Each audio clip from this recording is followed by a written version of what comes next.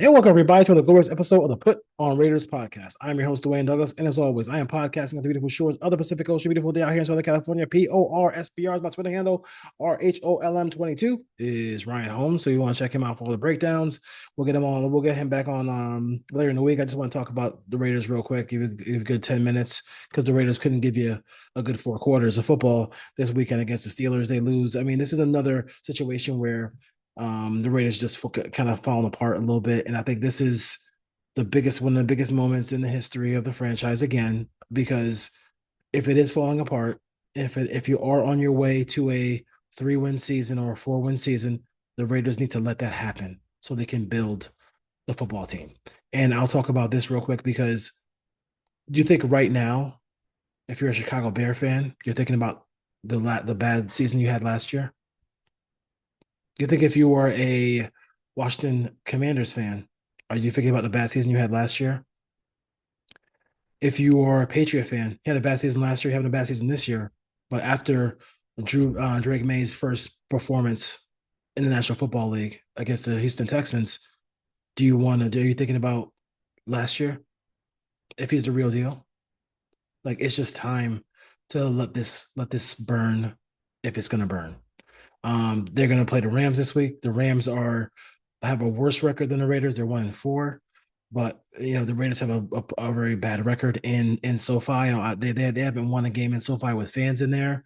McVay bye week. They probably get some receivers back, all those things like that. But it's really important for if this tree is falling, that we don't get an interim coach to kind of hold that tree up a little bit, and it just needs to crash down.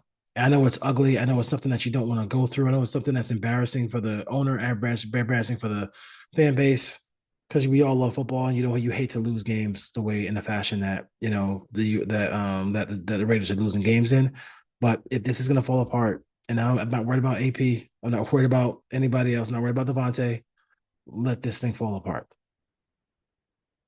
because they need to do what they need to do to go get an NFL caliber or a first round quarterback, and then build the team throughout. That position is everything in this league.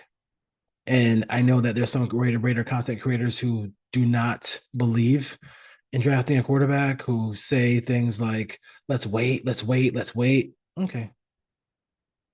Okay. The commanders wait? Did the Bears wait? Did the Bears keep Justin Fields and draft Marvin Harrison? No, they did not. They didn't. And it's just kind of what the Raiders need to do is have a lot of common sense in this situation. And I know that Mark Davis likes to have these long conversations. It seemed like it was a long conversation with AP after the game this week. Kind of just because it took AP forever to get to the post game presser. So I'm assuming that it wasn't. I'm assuming it was him talking to Mark Davis, who likes to talk to coaches after games, especially after losses. But who cares?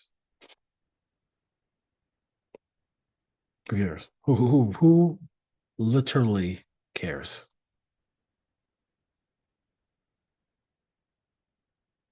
If they have any chance of turning it around, they got to take multiple chances at the quarterback position in the draft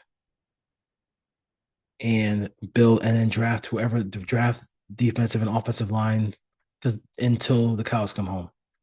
Until you keep drafting offensive and defensive line till you end up looking like the Detroit Lions. I mean, that's basically it. Simple as that. Really simple as that. Currently, Antonio Pierce, and I think the people who um in this whole Raiders thing here, you know, the pushback people got for AP that we got from AP fans was was ridiculous. We all know it was ridiculous. And for for us to sit back and kind of look back at it now and say, hey, AP should be gone. AP had no experience. AP this, AP that. It's kind of whack, man. And I think it's really crazy that y'all out here, you know, trying to act like it wasn't a big deal. Like it was a big deal. To hiring a head coach is a big deal. And when you have Carroll out there, when you know, you have Carroll out there, you have Vrabel out there, you have Belichick out there, and you got to talk to some of these names. You got to talk to some of these names. You can't ignore it. Just like there's not 32 people, the 32 individuals who can quarterback NFL teams to a high level, they're not 32 individuals who can coach National Football League at a high level. So that's a position where they got to go back and look at that and take it seriously. And are not, when you are not going after people as far as head coaching, as far as head coaches go, you're not going to be taken seriously. You're not serious. You're not a serious football team. You're not serious people, to quote Succession, if you're not talking to all the people who have won a lot of games, made the playoffs, made NFC and AFC championship games, won division titles. What's a division title? How's that? What's that look like? How's that feel? The Raiders haven't done that either, right? So it's really what's happening here is a complete meltdown. If they beat the Rams, then maybe it can slow the momentum of the meltdown. But I don't think that I think honestly this is a huge meltdown. And for the Raiders, like for one time, and I know it's gonna be tempting for Mark Davis to go out and say, "Hey, Patrick Graham, do you want to be the head coach of this team?"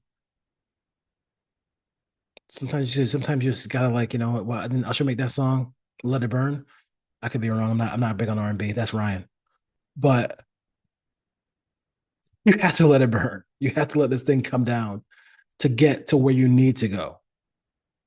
These college quarterbacks are coming in the league and they're playing decent football. They've not been the dumpster fire. Maybe that's 7-on-7, 11-on-11s, whatever they play. I mean, they've been throwing the football for a longer period of time than they have in the past. They've been running like pro style offenses in college. They have a lot more reps in college than they did in the pros. I mean, they did in the past, where like college football used to be more of a running game. Now it's more of a passing game. But this is the time to let it burn. It's okay. We're not going anywhere anyway. So let's just get the highest pick we possibly can. Let's do what we have to do as a franchise. And it's painful, but let's get to that draft next year. Let's get there with the highest pick possible, because that's the only way this is going to turn around. All right. Put on this podcast, real quick show for you today. A quick 10 minutes. We'll talk to Ryan, talk to other people this week, and get you ready for the Raiders and the Rams coming up. And then we'll do the final word on this Steeler game, where I thought it was pretty masterclass in how not to coach by AP. All right, go Raiders.